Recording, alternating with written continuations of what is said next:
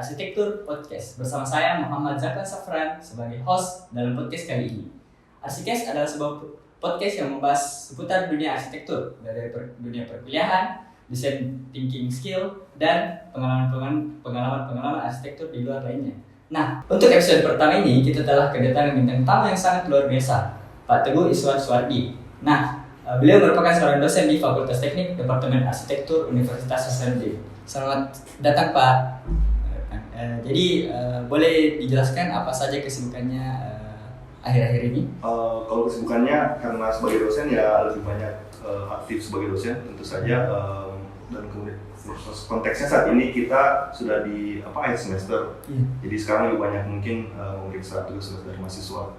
Selain sebagai dosen juga saya juga cukup memiliki kesibukan berpraktek di dunia arsitektur itu sendiri. Dan kegiatan sebagai dosen itu sendiri kan ada banyak kesibukannya. Selain mengajar ada juga meneliti dan mungkin pengabdian masyarakat. Secara umum seperti itu, masih berkisar di dunia arsitektur. Luar biasa sekali ya teman-teman. Jadi dengar-dengar Bapak ini sudah pernah berkuliah di luar negeri ya? Iya, betul. Boleh diceritakan bagaimana pengalamannya bisa sampai ke luar negeri?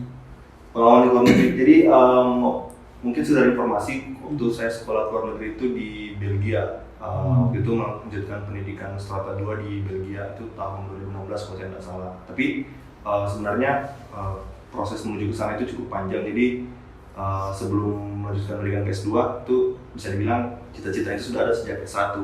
Jadi kalau kita sudah bercita-cita berarti kan sudah ada usaha-usaha untuk mencapai pendidikan ke S2, mulai dari persiapan bahasa, mencari kampusnya dan sebagainya.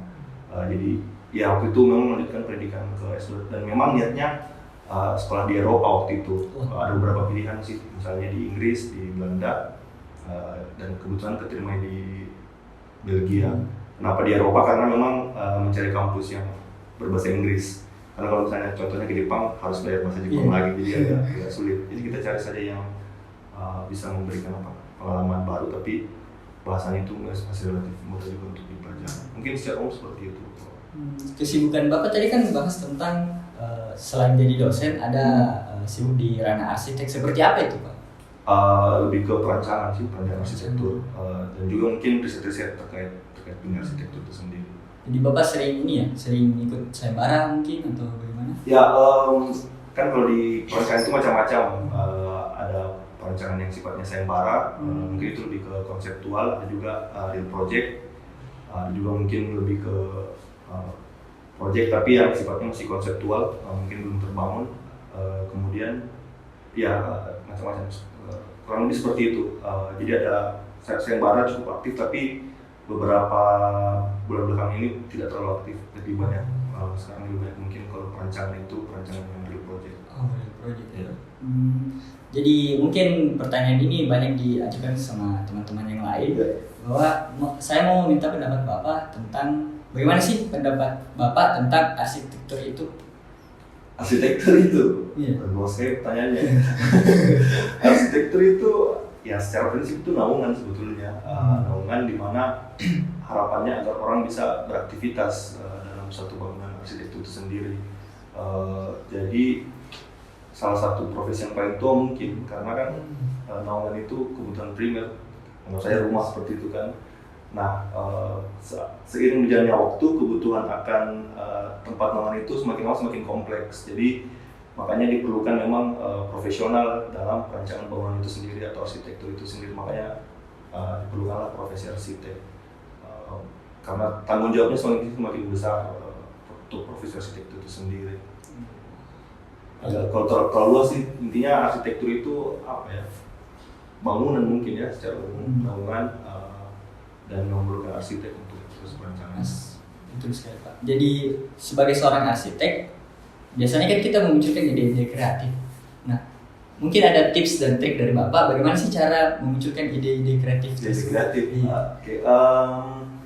Kalau saya dulu waktu saya S2 di Belgia, ada satu pendekatan yang dipakai, itu namanya riset by design, design by reset. Jadi proses riset itu selalu dikaitkan dengan proses desain, begitupun proses desain selalu terkait dengan proses riset. Jadi kedua aspek ini tidak terpisahkan. Jadi ketika kita melakukan desain, itu harus di backup dengan data atau riset yang kuat dulu gitu. Jadi kalau saya sih mungkin sarannya ke mahasiswa, kalau kita mendesain jangan hanya sekedar maunya saja si mahasiswa itu, oh saya tiba-tiba maunya seperti ini, bentuknya seperti ini, tapi diperkuat lagi dengan riset apa alasan-alasannya. Misalnya, oh saya mau secara filosofi konsepnya seperti itu, apakah cocok dengan fungsi bangunannya, apakah cocok dengan banyak faktor lah. Jadi makanya sebelum masuk ke desain, idealnya tuh analisanya dulu yang banyak, diperkuat dulu di analisanya. Karena kan sudah belajar nih, misalnya ada analisa analisa matahari itu kan yang umum-umum, tapi diperkuat lagi dengan analisa-analisa yang lebih dalam lagi. Nanti kalau kalian nanti ke depannya sudah mengerjakan real project, ada klien, jadi kalian juga harus riset lagi kliennya seperti apa, lokasinya seperti apa, dan lain-lain. Jadi selama proses perkuliahan itu Bapak sebagai dosen melihat dalam proses belajarnya itu memang sudah dibentuk untuk ini ya, untuk proyek kedepannya, pekerjaan sebagai arsitek atau bagaimana? Bisa dibilang seperti itu, tapi tidak butuh seperti itu juga, karena kan biar bagaimana kampus itu adalah kegiatan akademik, jadi lebih banyak mungkin kalau praktis pasti akan tetap ada perbedaan-perbedaan. Cuma arahannya sekarang apalagi dari kementerian itu dia berharap mahasiswa-mahasiswa yang belajar di pendidikan S1 itu mereka siap ketika sampai ke pendidikan praktis. Tapi pasti ada perbedaan-perbedaan yang tidak akan bisa serta-merta diterapkan. Cuma paling tidak apa yang disiapkan di kampus itu kalian diajarkan untuk berpikir secara rasional, berpikir secara logis, berpikir secara runut, sehingga nanti apa yang kalian dapat di kampus itu bisa diterapkan di dunia praktis, dunia arsitektur. Untuk di Belgia sendiri Pak, sistem pendidikannya sama nggak sama di Indonesia?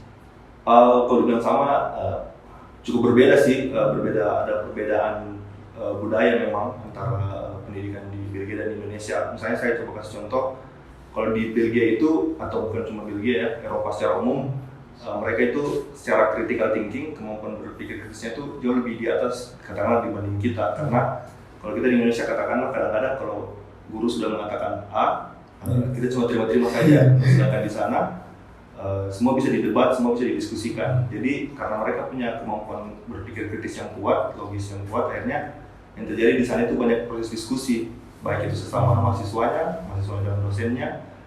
Jadi tidak serta-merta apa yang disampaikan ke kita itu kita langsung terima saja, tapi kita bisa mempertanyakan, kita bisa melakukan diskusi. Akhirnya proses diskusi itu yang cukup panjang terjadi kalau di sana. Terus kampus saya itu waktu itu cukup internasional, jadi ada mahasiswa dari Jepang, ada mahasiswa dari Afrika, Nigeria misalnya, cukup diverse lah istilahnya seperti itu. Akhirnya kita juga jadi belajar melihat perbedaan budaya dari masing-masing mahasiswa itu.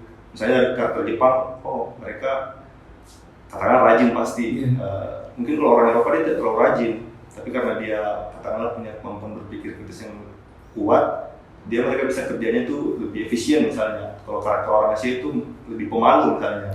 Rata-rata ini, bukan cuma orang Indonesia, atau orang Vietnam, orang Jepang pasti lebih pemalu, lebih tidak terlalu speak up karena karakternya seperti itu, tapi dia lebih bekerja keras. Jadi beda-beda, misalnya orang Jepang saya ingat sekali dulu, dia tidak terlalu bagus bahasa Inggrisnya, tapi karena gambarnya bagus, akhirnya dia ketika mempresentasikan desain itu, orang tetap bisa mengerti desainnya karena gambarnya itu bagus. Jadi saya belajar juga di situ. Kalau ternyata arsitektur itu kan, kalau kita anggap sebagai suatu cerita, kemampuan mempresentasikan gambar itu sebenarnya adalah media komunikasi yang paling baik untuk arsitektur itu sendiri. Arsitektur language, bahasa arsitektur itu adalah cara kita menyampaikan ide-ide kita. Jadi saya bilang, wah hebat juga ini orang Jepang karena dia bahasa Inggrisnya terbata-bata, tapi kemampuan grafisnya yang bisa berbicara begitu. Jadi itu yang saya suka juga. Jadi itu critical thinking, lebih banyak diskusi, terus koneksi secara internasionalnya bagus. Hal seperti itu yang mungkin yang banyak saya pelajari sih dari pengalaman sekolah di luar. Selain Bapak di situ waktu ke Belgia, ada teman-teman dari Indonesia atau Bapak sendiri? Kalau kan saya waktu itu penerima beasiswa. Waktu itu bahkan sampai sekarang pemerintah itu sebenarnya lagi menggenjot mahasiswa Indonesia untuk keluar sebenarnya. Jadi kalau dibilang mahasiswa Indonesia itu ada banyak, bukan banyak sekali. Tapi yang di angkatan saya di arsitektur waktu itu cuma saya waktu itu.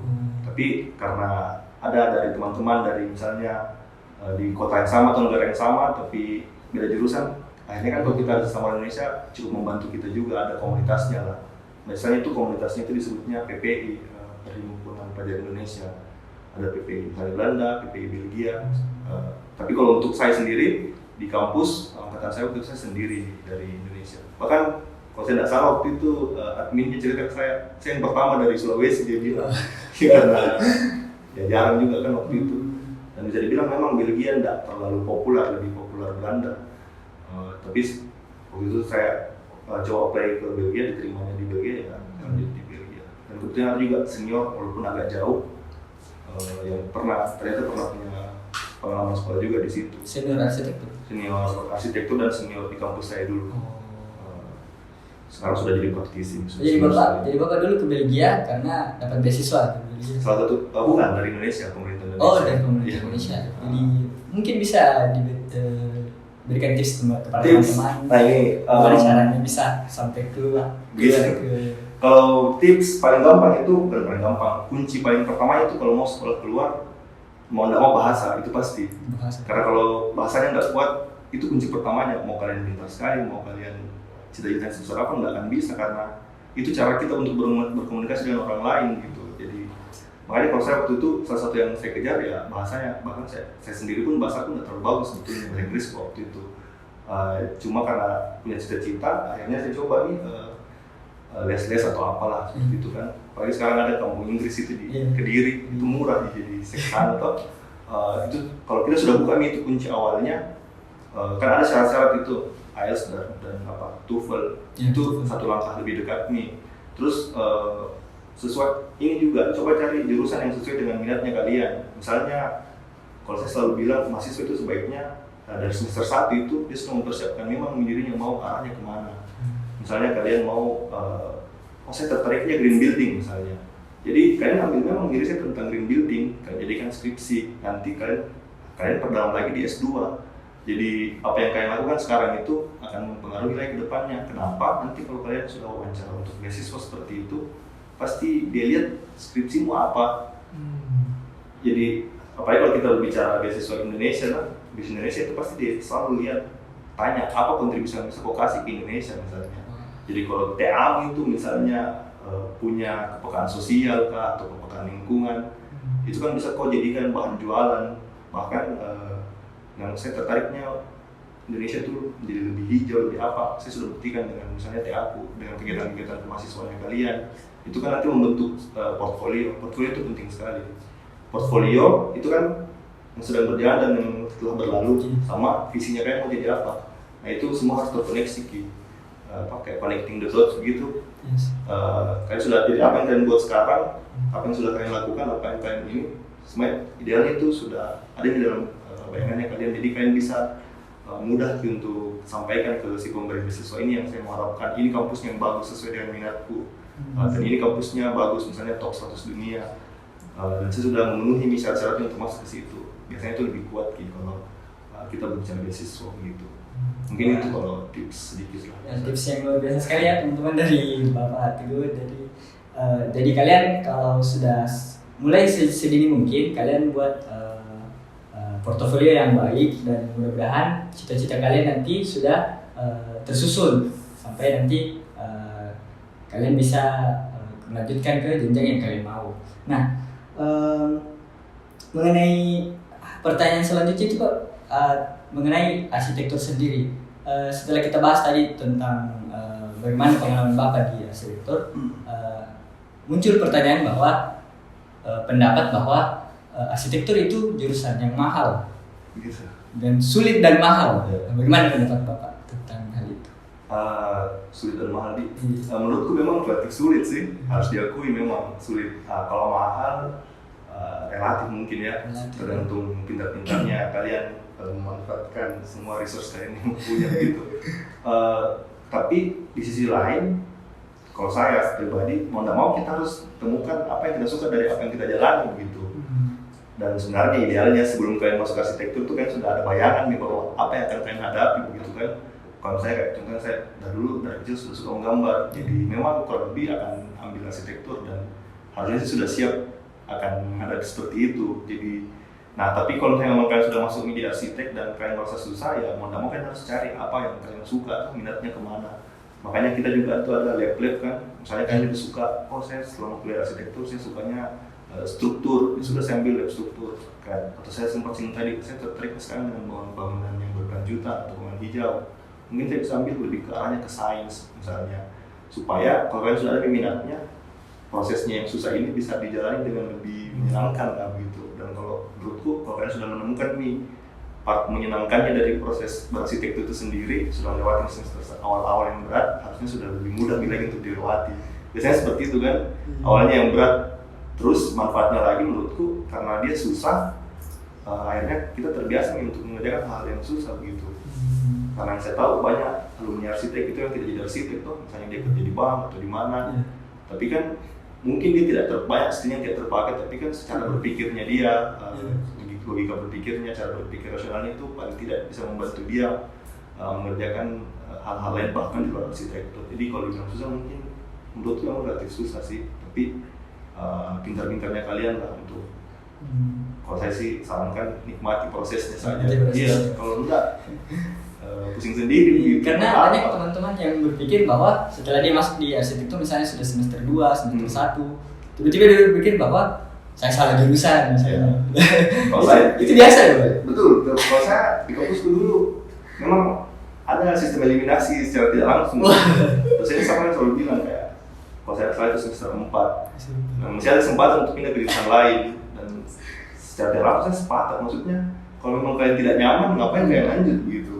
Ataupun ya kalaupun kalian mau melanjutkan hanya untuk dapat gelar juga tidak ada masalah. Tapi kalau kalian sampai masih 1 semester, 2 semester masih merasa tidak nyaman, masih berpikir-pikir, kalau saya sarankan memang ya kalau memang kalian tidak sanggup ngapain dipaksa gitu. Kalau saya begitu, maksudku ngapain mau lanjut baru ujung-ujungnya kerja sendiri tuh. Tapi kalau kau sudah bisa menemukan melewati selama 2 tahun dan mulai merasa nyaman, mulai bisa merasa adaptif, kenapa tidak lanjutkan saja gitu. Karena sekarang jenjang arsitek itu lumayan panjang, ada nanti lagi setelah S1 jadi PPR, pendidikan profesi arsitektur, habis itu ada magang lagi, baru kalian bisa resmi menjadi arsitek gitu. Kayak gitu. Iya. Kami sudah tanyakan kami sudah ajukan box question untuk di Instagram HMFTOH, dan ada beberapa pertanyaan. Salah satunya itu bagaimana cara membangun biro arsitektur di lingkungan yang orang-orang tidak paham bagaimana itu arsitek? Saya ngerti konteksnya ini di Makassar kan, di daerah mungkin di Makassar dulu Pak. Begini, kalau saya lihatnya waktu saya dulu baru lulus, ekosistem arsitektur itu belum terlalu kuat. Yang saya rasa sih, walaupun sudah ada konsultan toh, itu pun rata-rata proyek-proyek yang dikerjakan pasti proyek pemerintahan lah seperti itu. Nah, tapi beberapa tahun belakangan saya lihat ekosistemnya itu sudah semakin terbentuk nih. Nah, kalau sudah ada nih ekosistemnya, lebih mudah nih kita untuk terjun. Tapi yang saya lihat juga kan kalau kita berbicara demografi di Indonesia misalnya, itu kan didominasi sama anak muda sebetulnya. Bahkan 2045 kita punya yang namanya bonus demografi itu, maksudnya kayak sudah sering mendengar istilah seperti ini. Maksudku biasanya kan anak-anak muda ini lebih punya key awareness paling tidak sama yang namanya estetika atau apa. Makanya sekarang coffee shop menjamur di mana-mana gitu toh, pasti butuh paling tidak secara estetis, bimbingan misalnya teknis secara arsitektural lebih matang gitu toh. Jadi akhirnya kedepannya itu menurutku profesi arsitek itu akhirnya semakin dibutuhkan nih, awareness di masyarakat itu mulai semakin lama semakin muncul. Cuma memang kalau kita bandingkan dengan di Jawa, ekosistem itu sudah jauh lebih besar nih. Cuma kalau kita berpikir dari sudut pandang sejarah, tidak akan terbentuk itu ekosistem secara langsung gitu. Memang harus selalu tahap demi tahap. Jadi menurutku kalau memang kalian mau jadi arsitek ya nggak apa-apa, kita sama-sama masuk menjadi bagian yang membentuk ekosistem ini bersama-sama. Karena kalau ekosistem itu kan tidak cuma 1 orang 2 orang, ekosistem itu banyak. Jadi memang harus bersama-sama ini. Makanya saya lihat juga organisasi kita itu IAI, Ikatan Arsitek Indonesia itu berusaha mendorong terus ini supaya gaungnya arsitek itu semakin terdengar, dan bahkan sekarang sudah banyak kok arsitek muda yang lokal yang mulai punya nama masing-masing seperti itu. Jadi dan dulu itu 10 tahun lalu mungkin belum terlalu seperti itu. Jadi arahnya kan semakin ke depan itu semakin baik nih, sudah semakin secara ekosistem sudah semakin terbentuk nih. Mulai nih, kalau mungkin dulu orang-orang katakanlah angkatan yang sebelumnya mereka berpikir buat apa saya ambil arsitek gitu toh. Tapi harapannya makin kesini tuh profesi kita itu semakin terbentuk nih lah. Tapi kalau saya itu kuncinya harus ada ekosistem. Tapi kan ekosistem itu dibutuhkan banyak orang bersama-sama bergerak begitu. Kalau saya sih seperti itu. Jadi jangan ragu-ragu kalau saya. Coba saja dulu toh. Untuk arsitek pemula sendiri Pak, apa yang bisa kalau arsitek pemula, saranku pasti harus kerja. Iya. Ikut sama orang dulu. Dan kalau bisa, kalau saya selalu sarankan ke mahasiswa itu keluar kalau bisa. Maksudnya supaya perspektif kalian ini berubah gitu. Saya nggak bilang arsitektur kita nggak lebih bagus atau apa, tapi kan harus diakui mereka sekali lagi saya bilang ekosistemnya sudah lebih terbentuk nih. Jadi misalnya, dan makanya saya bilang tadi itu dari S1 kan sudah tahu nih, saya mau arsitektur yang lebih sustainable. Saya suka misalnya using. Ya, kau coba makan ke using begitu, supaya nanti kau dapat ilmunya. Harapannya kau bisa kembali lagi ke daerahmu, dan kau bisa 3-4 tahun, 5 tahun, tidak masalah. Kalaupun mau S2 juga boleh. Nggak harus, atau misalnya kalau saya lebih suka ke proyek-proyek besar, nggak apa-apa, kok masuk arsitektur yang corporate, model Air Mas Asri, Arkonin, kan banyak. Jadi makanya saya bilang dari semester 1 tuh kalian harus tahu arahnya, saya sukanya seperti ini. Jadi saya sudah ancang-ancang nih, jadi bahkan dari proyek-proyekmu pun yang kau kerja di studio, kau sudah bisa arahkan nih, karena nanti kan portfolio yang kau kasih ke mereka. Kalau portfolio nggak menarik dan sesuai dengan bidangnya, ya kau banyak kerja proyek-proyek sosial, tapi kau melamarnya di katakanlah konsultan besar, dia bilang nggak cocok ini saya cari. Tapi kalau kau banyak kerja proyek sosial, kau melamar ke using, mungkin dia bagus yang sesuai dengan visi kita. Jadi tergantung dari kalian gitu. Kalian sendiri yang harus mempersiapkan dari awal menurutku gitu. Jadi harus tepat guna juga, sama juga dengan S2 kayak apa tadi bahas kayak saya mau misalnya ambil jurusan ini ya. Kayak tadi saya bilang sih, saya mau ambil green building. S1 gue sudah green building, jadi S2 lagi green building kan berkesinambungan. Si kampusku juga mau terima saya, pemberi beasiswa juga bisa mengerti apa yang saya mau gitu. Dan kalau kembali lagi ke membahas beasiswa tadi, harus ada dampaknya secara ini sosial atau secara nasional gitu. Kalau seperti itu. Mungkin pertanyaan dari masyarakat awam kadang begini Pak. Perlu nggak sih jasa arsitek itu untuk membangun rumah? Karena banyak juga bangunan-bangunan yang berdiri tanpa jasa arsitek. Bagaimana menurut Bapak? Menurutku perlu. Ini bisnis, apalagi sekarang kan informasi di mana-mana tuh orang cuma bisa buka Pinterest. Mereka berpikir saya mau fasadnya seperti ini, tinggal ambil tukang. Cuma kan kalau kita di dunia arsitektur itu yang kita pelajari itu komprehensif, tidak hanya sekedar estetikanya saja. Secara paling mendasar kan kalian juga tahu ya ada 3 paling tidak kan, kenyamanan, kekuatan sama keindahan. Apalagi zaman sekarang sudah jauh lebih kompleks nih. Ketersediaan material, kemampuan tukangnya, terus kenyamanan dalam bangunannya misalnya, kayak kemarin saya kasih contoh yang paling baru itu gempa bumi. Kira-kira menurutmu ini gempa bumi yang menyebabkan orang meninggal itu gara-gara gempa atau gara-gara apa?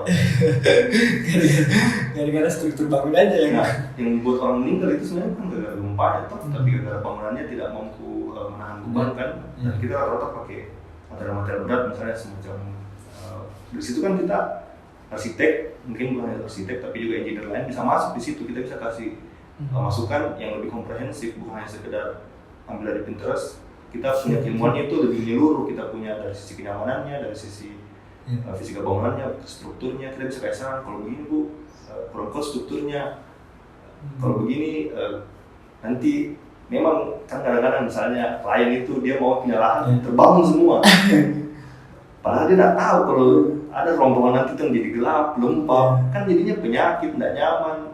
Mungkin di depan tampak cantik atau apa tuh, tapi karena kalau arsitek dia punya ilmunya, dia bisa kayak saran, bu jangan semua tertutup, ada sebagian taman belakang, ada taman samping atau apa. Hal sederhana seperti itu kan mereka tidak punya ilmunya begitu toh. Jadi kita yang punya komprehensifnya, di situ menurut arsitek masih bisa masuk. Jadi sebagai seorang arsitek kita juga harus mampu untuk mengedukasi. Nah itu sebenarnya salah satu kuncinya sih. Jadi kalaupun ada klien jangan selalu ikut saya maunya, bukan apa-apa. Misalnya kita ke dokter gigi, nggak mungkin kita yang dikte dokter gigi ada cara harusnya seperti ini. Kita tetap harus mengedukasi. Cuma begitu nih, menurut salah satu skill yang perlu dimiliki arsitek itu adalah ini kemampuan speakingnya tuh. Karena bagaimana dia menyampaikan sesuatu, kemampuan berkomunikasinya supaya orang paling tidak Kan ada juga beberapa orang mungkin yang tidak mau diburu ya atau apa, bagaimana kita bisa memberikan usulan-usulan kan demi kebermanfaatan yang mereka dan kita juga kan. Dan kalau kita juga arsitek, biar bagaimana karya kita itu yang menjadi portfolio untuk klien berikutnya. Kalau misalnya kurang memuaskan, nanti juga kita ke depan jadi susah lagi seperti itu. Cuma memang kalau masih arsitek muda, agak susah kan kalian untuk punya posisi tawar seperti itu. Makanya kalau kalian punya pengalaman kerja, itu yang bisa kalian jual ke klien kalian ke depannya, pengalaman yang kalian punya dan sebagainya sih. Jadi sangat penting untuk teman-teman untuk coba keluar dari ranahnya, coba keluar untuk eksplorasi bagaimana pengalaman kerja. Nah, keluar dari zona nyaman kalau bisa. Tadi Bapak bahas tentang pengetahuan-pengetahuan yang gampang diserap, seperti contohnya kita ambil fasa dari Pinterest dan sebagainya. Nah, timbul pertanyaan, perlukah kita harus kuliah arsitektur padahal sudah bisa belajar di luar pendidikan arsitektur, bisa dari YouTube, mungkin secara teknis belajar aplikasi desain dan sebagainya. Bagaimana itu? Itu sebenarnya ada betulnya. Cuma kalau saya melihat di kampus itu kan sekali lagi ada beberapa alasan yang menurutku kenapa masih tetap perlu untuk menjadi arsitek, melakukan masuk ke kampus untuk sekolah di pendidikan arsitektur. Menurutku ada beberapa alasan. Salah satunya itu kan di kampus itu dia tidak cuma ajarkan teknisnya kan, tapi kalian belajar banyak hal di situ. Contohnya kayak ini belajar organisasi, terus ada lingkungannya juga. Menurutku itu lingkungan penting sekali. Makanya masuk ke kampus yang tepat dan jurusan yang tepat itu penting karena kalian akan bertemu dengan lingkungan yang seperti apa ini nanti. Nah, itu kan membentuk kalian ke depannya juga. Kalian juga belajar bersosialisasi di situ. Belajar untuk disiplin, misalnya kalian dikasih deadline tugas kalian bisa kerjakan on time atau tidak. Jadi menurutku pendidikan kampus itu bukan hanya sekedar materinya saja, justru idealnya ketika kalian belajar di kampus kalian lengkapi lagi dan di luar lagi kan, yang kayak tadi gue bilang bisa kita belajar di YouTube atau di mana, tapi di kampus juga ada jadi diberi ringan. Itu alasan pertama menurutku yang tidak bisa ditawarkan oleh pendidikan yang informal seperti itu kan, linknya, koneksinya, sosialisasinya, kemudian pemberian yang komprehensif seperti itu. Dan yang kedua juga di arsitektur itu sudah diatur di undang-undang arsitektur bahwa kedepannya itu hanya arsitek-arsitek yang berlisensi yang mampu mengerjakan proyek-proyek, walaupun mungkin ada skala minimalnya lah. Tapi kedepannya itu memang sudah dikunci sama undang-undang. Jadi kalau kalian memang mau sejago apapun misalnya dari biaya sendiri kalian di YouTube atau apa, kalau kalian mau mengerjakan proyek besar nggak bisa, karena kalian butuh lisensi, dan untuk memperoleh lisensi itu salah satunya yang melalui pendidikan arsitektur yang secara formal, baru kalian lanjut lagi ke pendidikan profesi, lanjut lagi magang dan lain-lain. Jadi memang kalian bisa melakukan itu, tapi kalau saya pribadi itu tadi alasan dua tadi, beda lingkungannya dan dikunci sama ini peraturan legal di Indonesia itu sendiri. Jadi kita harus berterima kasih juga ini sama arsitek-arsitek yang senior yang mengupayakan ini terciptanya ini undang-undang arsitektur itu, supaya keberlangsungan profesi arsitektur itu bisa tetap terjaga gitu dan berkelanjutan ke depannya. Luar biasa sekali ya teman-teman. Mungkin kita membahas tentang sayembara ya Pak. Karena Bapak sini sudah pernah ikut sayembara, sudah berapa kali mungkin? Saya tidak ikut, saya tidak terlalu sering juga ikut. Saya pilih-pilih yang menarik saja. Sayembara apa saja itu Pak? Pernah diikuti mungkin? Saya tidak terlalu ingat. Macam-macam, ada masjid misalnya. Ada yang kemarin untuk pariwisata. Hal-hal yang menarik sih buat saya, misalnya saya cukup tertarik dengan isu pariwisata, turisme, ekoturisme, terus misalnya ada masjid, bangunan-bangunan publik itu saya suka, misalnya kayak taman. Yang sifatnya gitu. publik ya? Iya, saya concern saya itu lebih ke bangunan-bangunan publik kelihatannya. Bapak kan pernah ikut sayembara. Iya. Dalam proses sayembaranya itu untuk pemula-pemula seperti kami ini apa yang bisa kami lakukan? Mungkin yang pertama noting tulis saja dulu, jangan terlalu tinggi ekspektasinya seperti itu kan, karena sayembara itu kan sebenarnya sampingan, bahkan arsitektur profesional pun sayembara itu bukan yang utama pasti, karena mereka tetap harus butuh real project untuk sustain jalan terus seperti itu kan. Jadi tapi banyak hal yang bisa kalian pelajari, kalian bisa explore dari sisi desain yang selama ini mungkin kalian belum bisa explore. Terus kedua, kalian belajar untuk teamwork. Biasanya kan ini kalau sayembara dia bisa sendiri tapi bisa juga yang tim seperti itu. Jadi kalian bisa. Terus yang penting juga itu kemampuan kalian untuk memanage waktu sebetulnya, karena kalian kan di kampus pasti sudah banyak tugas toh. Gimana kalian pintar-pintarnya untuk sisihkan lagi waktu untuk mengerjakan ini. Jadi misalnya waktunya 1 bulan, minggu pertama kalau saya misalnya fokus ke risetnya dulu, analisa site-nya, analisa apanya, terus kalau bisa ada nih potensi konsep desainnya seperti apa, berbagi tugas nih. Ada yang jago kelebihannya render, ada yang kelebihannya gambar kerja atau apa, saya nggak tahu, beda-beda. Bagi tugas, sesuaikan dengan tugas kalian masing-masing. Cuma makanya saya bilang di awal jangan terlalu tinggi ekspektasi, karena kan kalian masih mencari pola kalau di awal-awal biasanya kan. Jadi coba saja dulu. Kalau saya pribadi sih, selama kalian bisa kumpul ini sayembara itu sudah bagus sekali nih. Nah kedepannya baru kalian belajar lagi. Terus kalau kalian ikut sayembara, lihat sayembara yang kemarin kalian ikuti, kalau kalian gagal juara, jangan berkecil hati, lihat siapa yang menang. Terus pelajari kenapa mereka bisa menang. Jangan sampai ini kalian sudah ikut-ikut terus kalian lewat. Jadi kan ada lesson learn-nya, ada apa yang kalian petik dari kegagalan kalian. Kan menurutku yang penting itu kalau kalian gagal, apa yang kalian bisa pelajari dari kegagalan itu. Belajar juga dari yang menang, ini menang kenapa dia bisa menang, ini jadi lebih bagus daripada saya atau apa. Kedepannya kalian bisa lebih baik lagi, kalian sudah punya sistem kerja yang baik misalnya, sudah punya manajemen waktu. Apalagi kalian misalnya ada nih 3 orang teman baiknya kalian yang sama-sama selalu kerja selama ini, jadi enak nih tiktokannya toh, kau kerjain saya kerja ini, nanti begitu tugasnya begini, lama-lama bahkan kedepannya kalian bisa sama-sama bikin konsultan. Jadi terbentuk memang nih kultur kerjasamanya begitu. Dan pelan-pelan kalian mulai nih punya ekspektasi lah begitu. Banyak, terus pelajari juga misalnya siapa jurinya, siapa pemberi sayembaranya. Kan kalau dari jurinya kita sudah tahu apa interestnya, misalnya tuh kayak tadi saya sempat singgung, misalnya using itu arahnya lebih kemana, misalnya dramatik arahnya kemana. Jadi supaya kalian juga bisa tahu, itu salah satu trik sih. Pelajari yang sudah menang selama ini, pelajari jurinya juga, pelajari kekurangan apa sih dibanding orang-orang yang menang, supaya saya bisa perbaiki lagi gitu. Tapi kalau untuk tahap awal ikut saja dulu, jangan sampai kan banyak daftar, nggak ada yang kalian masukkan kan sama. Mau karya kalian sebagus apapun, kalau nggak dikumpul, nggak ada gunanya. Sama ide itu, kalau ide mau sebagus apapun tapi kita nggak terapkan, nggak ini sih. Tetap lebih bagus ide yang nggak terlalu bagus tapi jadi, daripada yang nggak jadi tapi brilian misalnya ide. Akhirnya kita cuma bisa berandai-andai sih, seandainya saya begini dulu, harusnya mereka kayak ini gitu. Oke, jadi untuk sesi terakhir Pak, apa ada saran untuk mahasiswa arsitektur dari maba sampai mahasiswa akhir? Mungkin saran kalau saya saranku mahasiswa itu harusnya mungkin lebih berani speak up mungkin. Kalau misalnya kita kadang-kadang mahasiswa itu tidak terlalu berani bertanya.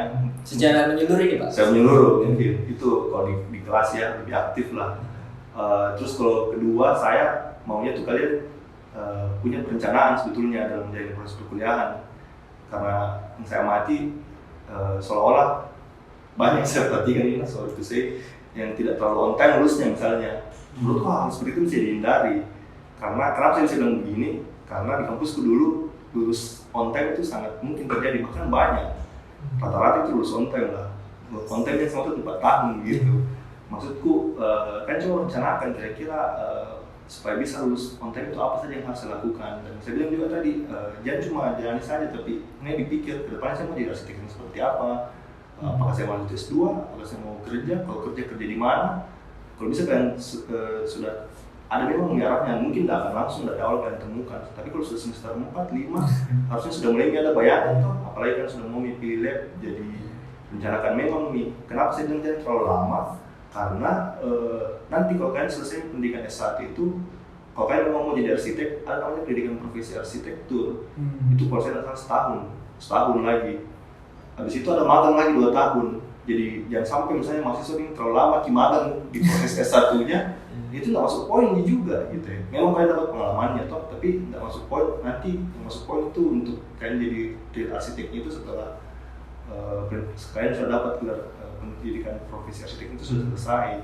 Nanti habis dari situ kalian magang, dapat pembimbingan langsung dari arsitek, ada poin-poinnya apa saja yang harus kalian pelajari selama proses magang itu. Kalau kalian sudah bisa melewati semua itu, baru kalian dianggap bisa untuk berikutnya lagi tes jadi arsitek begitu.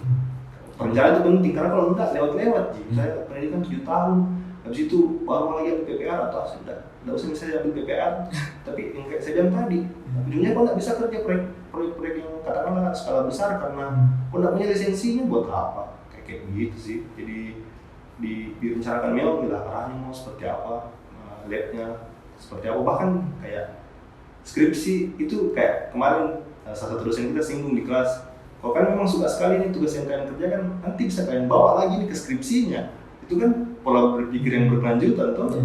Kalau saya suka yang saya mau kembangkan, saya mau bawa ke skripsi. Jadi nanti ketika kalian skripsi nggak bingung-bingung lagi, baru lagi bingung di mana bagus ini, apa bagus dibuat, dipikir memang di depan. Jadi menurutku sih perencanaan yang bagus itu cukup penting sih. Kalau saya mungkin itu kalau secara ya, apalagi kita berkuliah di arsitektur yang notabene perencanaan. Perencanaan, jadi harus matang juga perencanaan. Iya. Banyak kan selalu dibilang perencanaan, habis itu kita bisa disebut sebagai perencana juga. Masa kita tidak bisa merencanakan untuk diri kita sendiri sih? Agak sayang kalau saya. Oke, luar biasa sekali bintang tamu kita pada podcast ini. Mungkin itu saja yang bisa disampaikan untuk podcast ini. Saya mohon maaf apabila ada salah kata, perkataan dan perbuatan. Kepada teman-teman saya mohon maaf. Nah, demikian saja untuk podcast hari ini. Sampai jumpa di podcast yang kedua. Dadah.